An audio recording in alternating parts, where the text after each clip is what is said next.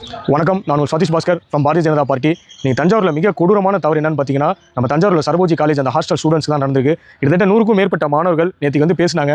ஆனால் இந்த நேரத்தில் அவங்களோட படிப்போட நலன் கருதி யார் என்னன்னு சொல்ல விரும்பலை. ஏன்னா அவங்களுக்கு ஒரு லைஃப் இருக்குது. இது பார்த்தீங்கன்னா பசங்களோட ஹாஸ்டலு கிட்டத்தட்ட வெறும் தண்ணி மட்டும்தான் போயிருக்கு அப்படின்னு சில பேர் சொல்கிறாங்க. ஆனால் ஒரு அதாவது இயற்கை உபாயம், அதாவது காலை கடன் கழிப்பது, மாலை கடன் கழிப்பது, அது முதற்கொண்டு இவங்களுக்கு பார்த்தீங்கன்னா ஃபுல்லாக வெளியில் லீக்கேஜ் ஆகி கிட்டத்தட்ட ஒரு கூவ மாதிரி இருக்குது. அது இல்லாமல் கிட்டத்தட்ட 100க்கும் மேற்பட்ட மாணவர்கள் இந்த இடத்துல வந்து படிக்கிறாங்க.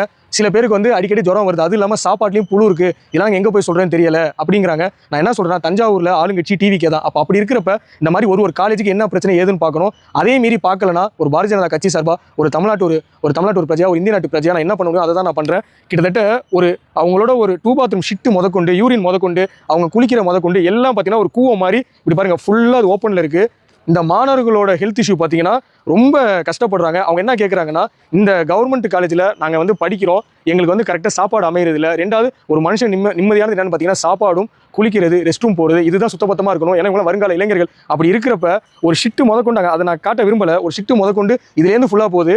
இந்த கூலி எப்படி வந்துச்சுன்னு பார்த்தீங்கன்னா, சரபோஜி காலேஜில் கார் 4 சக்கர வாகனம் போகக்கூடாதுன்னு சொல்லி அப்போ தோணுன கூலி தான். இந்த கூலி இதிலேருந்து அந்த கிரவுண்டு முடிகிற வரைக்கும் இருக்கும். இப்போ இந்த கூலி நோண்டினதுனால இந்த மாணவர்களோட அந்த காலை கடன் போகிறது முதற்கொண்டு, குளிக்கிறது முதற்கொண்டு, பல்லு இருக்க முதல்ல எல்லா தண்ணி வேஸ்டேஜ் எல்லாம் பார்த்தீங்கன்னா இந்த இடத்துல தேங்கி நிற்கிறதுனால நிறைய கொசுக்கள் உற்பத்தி ஆகி அவங்களுக்கு வந்து ரொம்ப பாக்டீரியா தொற்று ஏற்பட்டு எங்களுக்கு நிறைய பேருக்கு ஜுரம் வருது, எங்களுக்கு நிம்மதியாக வாழ முடியலை, நாங்கள் படிக்கிறதே எங்களுக்கு கஷ்டமாக இருக்கு. அப்படி இருக்கிறப்ப இந்த மாதிரி இடத்துல நாங்கள் எப்படி படிக்க முடியும்னு சொல்லி மாணவர்கள் நியாயமான கோரிக்கை கேட்குறாங்க. ஏன்னா இந்த இடத்துல வந்து ஒரு பணக்காரர்கள் பசங்களோ அல்லது வந்து ஒரு எம்எல்ஏ எம்பி வீட்டு பசங்களோ இல்லை ஒரு கவுன்சிலர் வீட்டு பசங்களோ இல்லை மிகவும் கோடீஸ்வரனான அவங்க வீட்டு பசங்களோ யாரும் படிக்க மாட்டாங்க.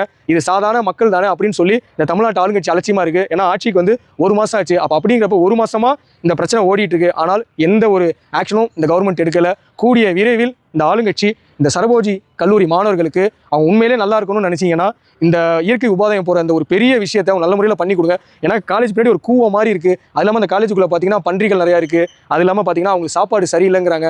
வெளியில் வந்து பார்த்தா எல்லாம் வந்து எங்களுக்கு சாப்பாடும் சரியில்லை, ஒரு மனுஷன் நிம்மதியாக ரெஸ்ட் ரூமும் போக முடியலை, இந்த கல்லூரி பின்னாடி ஆசங்களாக வாழவும் முடியலன்னு சொல்லி ரொம்ப மனவேதனைப்பட்டு சொல்கிறாங்க. இவங்களுக்கு கூடிய சீக்கிரம் விடுவு காலம் கிடைக்கும். ஸோ இந்த தமிழ்நாட்டு ஆளுங்கட்சி உங்களுக்கு நல்ல முறையில் மாற்றி கொடுங்க. வாழ்க தமிழ், வளர்க நாடு, ஜெய்ஹிந்த்.